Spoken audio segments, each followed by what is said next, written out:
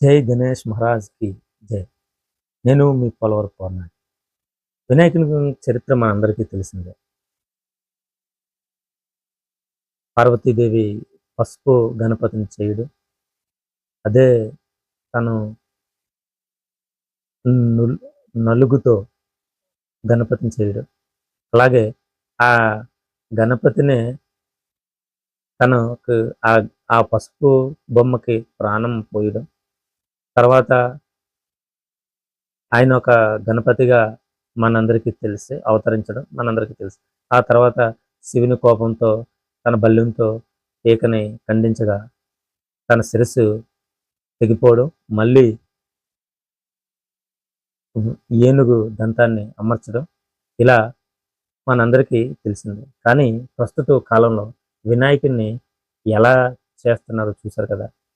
యాక్చువల్‌గా కొంతమంది డాక్టర్‌గా, కొంతమంది ఇన్స్‌పెక్టర్‌గా, కొంతమంది వాళ్ళు ఏ విధంగా ఒక సినిమాలో హీరో ఏ క్యారెక్టర్ అయితే చేసాడో ఆ క్యారెక్టర్‌గా, లేకపోతే ఎన్నో విధాలుగా మంచి మంచి ఫోటోలతో, అందమైన ఫోటోలతో చాలా చక్కగా తీర్చిదిద్దుతున్నారు వినాయకుడిని.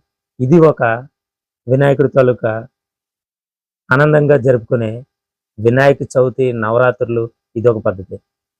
ఇప్పుడు మాలాగా మేము మాల వేసుకొని, వినాయకుడి మాల వేసుకొని ఎంతోమంది భక్తి శ్రద్ధలతో కఠోర దీక్ష చేస్తూ అంటే మాక్సిమం 21 రోజు గాని, నవరాత్రులు గాని ఎక్కువ పూజలు చేయడం, గణేష్ మాలలో రావడం.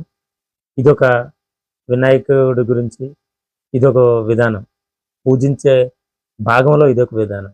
అలాగే మరి వినాయకుని గురించి హిస్టరీ చెప్పాలంటే యాక్చువల్‌గా మనకి తెలిసిందేంటంటే ఖైరతాబాద్‌లో వినాయక చవితి వచ్చింది అంటే మనకు తెలియనిదేముంది.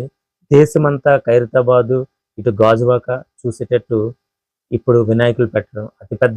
అతిపెద్ద వినాయకులు పెట్టడం. ప్రస్తుతం 2024లోనైతే ఇప్పటి వరకు ఖైరతాబాదు గురించి చెప్పుకుంటే 70 సంవత్సరాలు అయిందట వినాయకుడిని పెట్టి. ఫస్టు 1954లో భారతదేశ స్వాతంత్ర కార్యకర్త శంకరయ్య అని ఆయన ఫస్ట్ ఒక్క అడుగుతో పెట్టారట వినాయకుడిని. ఇప్పటికి మధ్యలో కొన్ని కోర్టు ఆదేశాల ప్రకారం ఇంత ఎత్తు ఉండకూడదని తగ్గినా, కొన్ని సంవత్సరాలు తగ్గినా, ఇప్పుడు ప్రస్తుతం అయితే 2024 70 సంవత్సరాలయింది ఇప్పటికి. అందుకని 70 అడుగులు ఖైరతాబాదు పంచముఖి మహాశక్తి వినాయకుడిగా పెట్టడం జరిగింది. అంటే వినాయకుని పెట్టడంలో ఈ వినాయక నవరాత్రులు జరపడంలో ఎంతో హ్యాపీగా ఫీల్ అవుతారు. అవునా? అలాగే మన గాజువాకలోనైతే ఆంధ్రప్రదేశ్ గాజువాకలోనైతే 75 అడుగులు బెల్లం వినాయకుడిని పెట్టడం ఇదొక నిజంగా ఒక గొప్పగా చెప్పుకోవచ్చు. అలా అలా వినాయకుడిని పెట్టడం కోసం అందంగా తయారు చేయడం, విచిత్ర వేషాలతో చేయడం, చాలా పోటీ పడుతుంటారు వినాయకుడి విషయంలోనైతే. మరి ఏ దేవుడికి కూడా ఇన్ని పోలికలతో చూపించలేరు. ఎందుకంటే వినాయకుడు మనం ఆనందంగా చేసేటప్పుడు చిన్న చిన్న పొరపాట్లు చేసినా తొందరగా క్షమించేది వినాయకుడేనట. యెస్. వినాయకుడంటే శుభం. శుభం అంటే వినాయకుడు. ఎందుకు క్షమిస్తాడు అంటే దానికి అర్థం చిన్న పిల్లల నుంచి పెద్దవాళ్ళ వరకు వినాయకుడిని పెడుతుంటారు. వినాయకుడి దగ్గర సంబరాలు చేస్తుంటారు. డాన్స్‌లు ఆడుతుంటారు. చిన్న చిన్న పొరపాట్లు కూడా చేస్తుంటారు.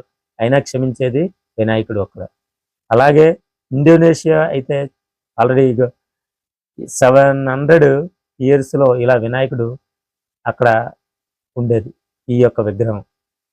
ఇలా వినాయకుడి గురించి చెప్పుకోవాలంటే అసలు నిజంగా చాలా చాలా మనశ్శాంతిగా ఉంటది. హ్యాపీగా ఉంటది. మాల వేసే వాళ్ళకి కూడా నిజంగా కోట్లు వచ్చేస్తాయని చెప్పను గానీ, వినాయకుడి విషయంలోనైతే మీరనుకున్నది కొంత 100% కూడా జరుగుతుంది. అది మనశ్శాంతి ఉంటుంది. మీలో మంచి భావాలొస్తాయి.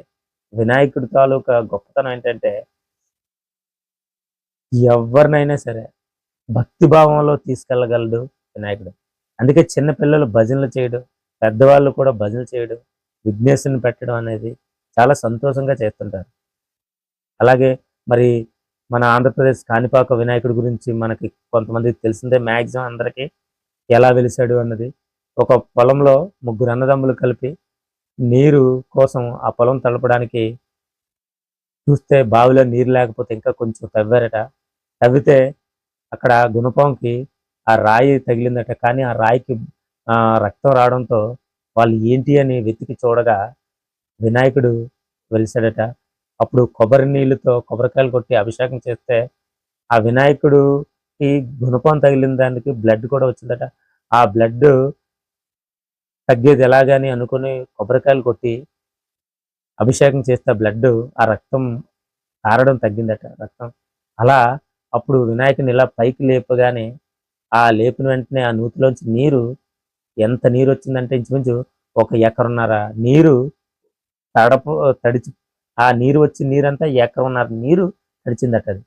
అంతా అందుకే అప్పుడు ఎకరున్నర అంటే తమిళం కాణిపాకం తమిళంకిని ఇటు ఆంధ్రప్రదేశ్‌కి బోర్డర్‌లో ఉంటది కాబట్టి అసలు ఎకరున్నర అంటే కాని అంటారు. అంటే ఎకరం దాటితే ఒకటంపావు అంటే కాని అని అర్థం తమిళంలో.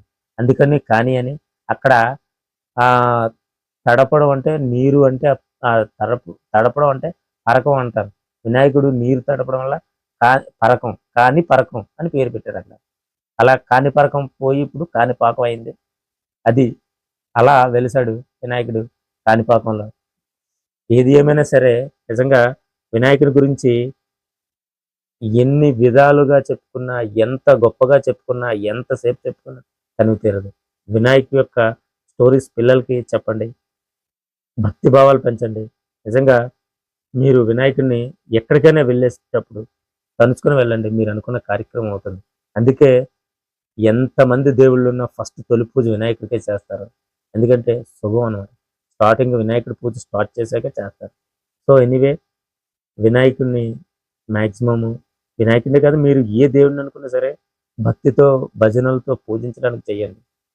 మీకు డెఫినిట్‌గా మంచి భావాలు మీకు, మీ కుటుంబానికి భక్తి భావాలైతే 100% పెరుగుతాయి. మాక్సిమం అనుకున్నది సక్సెస్ అవుతుంది. అందులో ఎటువంటి లేదు. అందులో గణేష్ భగవంతుడనేది ఆ విషయంలో 100% కూడా అవుతదని ఒక మంచి సంకల్పం.